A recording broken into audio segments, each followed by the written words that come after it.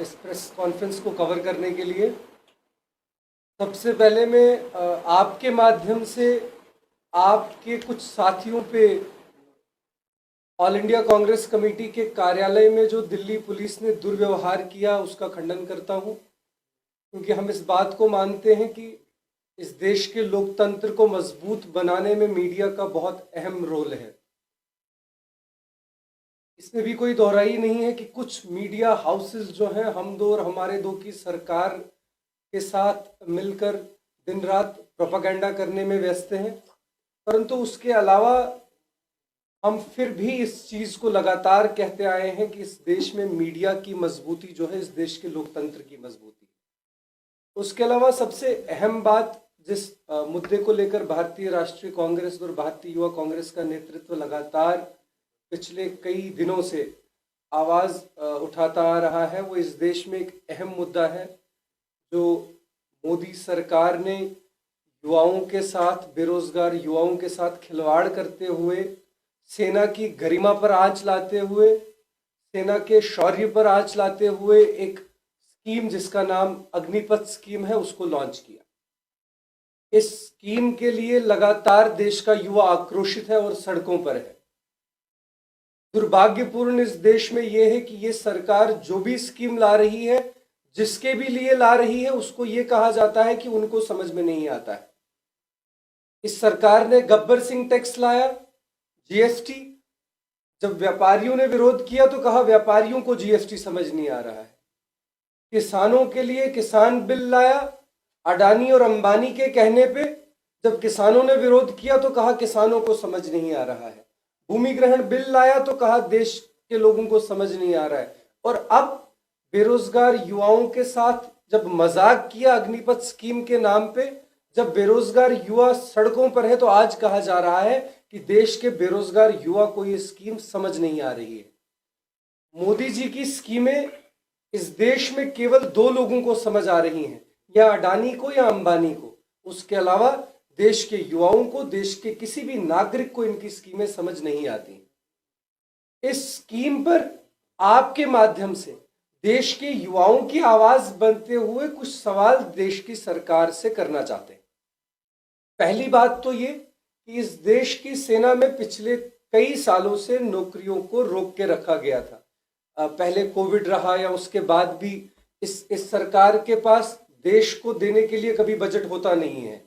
जब भी इनसे लोगों की भलाई के लिए कोई बजट मांगे तो इनके पास बजट है नहीं। मोदी जी को 10 लाख का सूट पहनने के लिए बजट है, 20,000 करोड़ का सेंट्रल विस्टा प्रोजेक्ट चलाने के लिए बजट है, पर ना तो देश में ऑक्सीजन देने के लिए बजट था, ना अस्पतालों के लिए बजट था, और ना ही अब देश की सेना के लिए बजट है।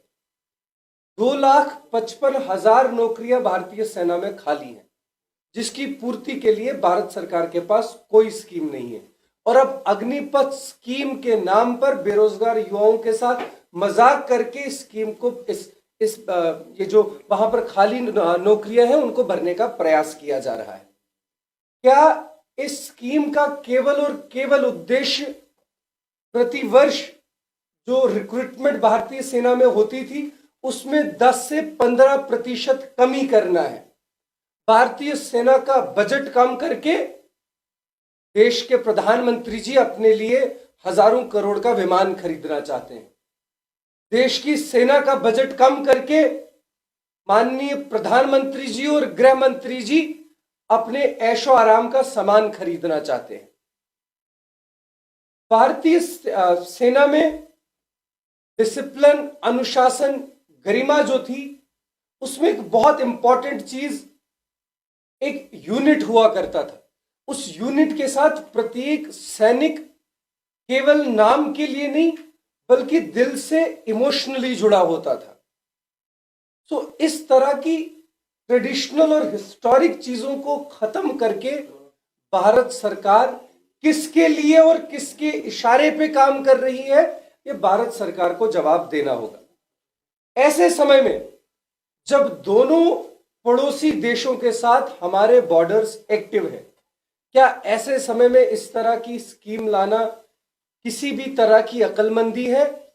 इस बात का जवाब देश का प्रत्येक नागरिक इस देश के प्रधानमंत्री से, इस देश के गृह मंत्री से, इस देश के डिफेंस मंत्रालय से मांगता है। ये 4 साल की स्कीम किसके इशारे पर बनाई गई? ये सवाल देश का प्रत्येक नागरिक माननीय गृह मंत्री मोदी जी से पूछ रहा है। क्या सेंट्रल डिफेंस एकेडमी से या पार्लियामेंट्री डिफेंस कमेटी से इस तरह का कोई प्रस्ताव आया? अगर आया तो उसे सार्वजनिक किया जाए, और अगर नहीं आया तो फिर ऐसी स्कीम किसके कहने पर बनाई गई? या पिछली स्कीमों की तरह इसमें भी अडानी और अंबानी जी से कंसल्ट किया गया है? आपकी जानकारी के लिए देश के युवाओं को यह बता दूं कि इस स्कीम में जो बेनिफिट्स भारतीय सेना में देश के जवानों को हम सब की रक्षा के लिए, भारत माता की रक्षा के लिए, भारत के बॉर्डर्स की रक्षा के लिए, भारत के नागरिकों की रक्षा के लिए जो मिलती थी, कोई भी सरकार देश के जवानों पे एहसान नहीं करती थी वो बेनिफिट्स देके। ये उन जवानों का हक था जो दिन रात भारत के शौर्य के लिए, भारत की सीमाओं के लिए, भारत के नागरिकों की रक्षा के लिए दिन रात खड़े होते थे। उनको जो बेनिफिट्स मिलते थे, चाहे वो कैंटीन बेनिफिट था, चाहे वो हेल्थ बेनिफिट था, चाहे वो पेंशन बेनिफिट्स थे, इस तरह का कोई भी बेनिफिट इन युवाओं को नहीं मिलेगा। ये डेली वेजर स्कीम, ये कॉन्ट्रेक्चुअल स्कीम भारतीय सेना के साथ एक मजाक है, और इस मजाक को भारतीय राष्ट्रीय कांग्रेस, भारतीय युवा कांग्रेस का कोई भी कार्यकर्ता कभी बर्दाश्त नहीं करेगा। इस स्कीम के तहत पहले 3 वर्षों में भारतीय सेना में इन भर्ती होने वाले वीर जवानों को केवल और केवल 30,000 रुपया माहाना दिया जाएगा। आखिरी वर्ष में 40,000 और 4 साल खत्म होते ही 5 लाख रुपए दिए जाएंगे। देश के प्रत्येक जिम्मेदार नागरिक से आपके माध्यम से यह सवाल करता हूं, क्या देश की सेना में काम करके इस देश के नागरिकों की रक्षा करने का यही मूल्य है? क्या यह मूल्य एक देश की सेना को मिलना चाहिए? यह सवाल आपके माध्यम से प्रत्येक नागरिक देश के प्रधानमंत्री जी से हाथ जोड़ के कर रहा है। 4 साल के बाद 25% युवाओं को फौज में रेगुलर भर्ती किया जाएगा। ये 25% भर्तियां किस कैटेगरी से की जाएंगी, किस तरीके से किया जाएगा, क्या क्राइटेरिया रखा जाएगा, इसका कोई भी जो स्टेटमेंट अभी तक भारत सरकार की तरफ से सार्वजनिक नहीं किया गया है। क्या बाकी की रिक्रूटमेंट्स आरएसएस कार्यालय से, नागपुर से होंगी, या अडानी और अंबानी जी के दफ्तर से होंगी? ये सवाल देश का नागरिक माननीय प्रधानमंत्री जी से कर रहा है। 4 साल देश की सेवा करने के बाद, 4 साल देश के नागरिकों की रक्षा करने के बाद, 4 साल देश की सीमाओं की रक्षा करने के बाद इन युवाओं को भारतीय सैनिक होने का खिताब नहीं मिलेगा। मोदी जी ने कई साल पहले आकर एक चुनावी रैली में कहा था कि मैं चौकीदार हूं। मोदी जी, आप चौकीदार रहिए, पर भारतीय सेना को चौकीदारी करने पर मजबूर मत करिए। हमें आपके चौकीदार होने पर कोई आपत्ति नहीं है, पर आपकी चौकीदारी हो, चाहे आप चौकीदारी देश की करें या अडानी अंबानी की मिलों की करें, हमें उससे कोई गर्ज नहीं है। पर हमारे देश की सेना की गरिमा, हमारे देश की सेना का शौर्य और हमारे देश की सेना पर कोई भी आंच आएगी, इसको भारतीय राष्ट्रीय कांग्रेस का नेतृत्व हो, भारतीय युवा कांग्रेस का कार्यकर्ता हो, या इस देश का कोई भी जिम्मेदार नागरिक हो, कतई बर्दाश्त नहीं करेगा। आपके माध्यम से एक और अहम बात का यहां पर खंडन करता हूं।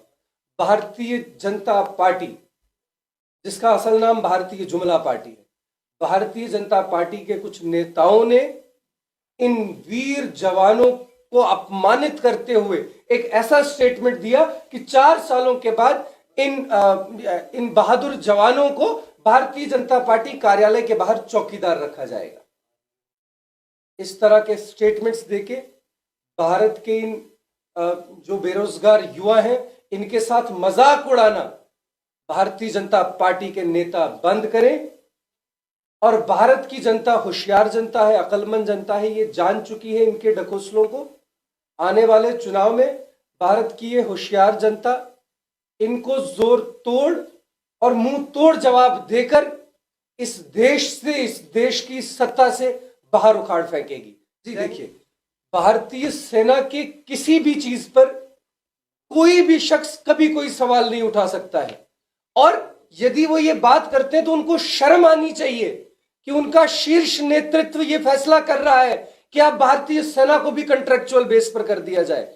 और जब ये बात करते हैं तो क्या उनमें से किसी ने भी इस बात का खंडन किया जो उनके नेताओं ने अपमानित किया देश के बेरोजगार युवाओं को, ये कहकर कि वो भारतीय जनता पार्टी कार्यालय के बाहर चौकीदार रहेंगे? ये आप मेरे बाद जाकर उन भारतीय जनता पार्टी के नेताओं से सवाल करिएगा। ये उनकी मानसिकता, उनकी नीयत को दर्शाता है कि वो भारत के बेरोजगार युवाओं को क्या समझते हैं।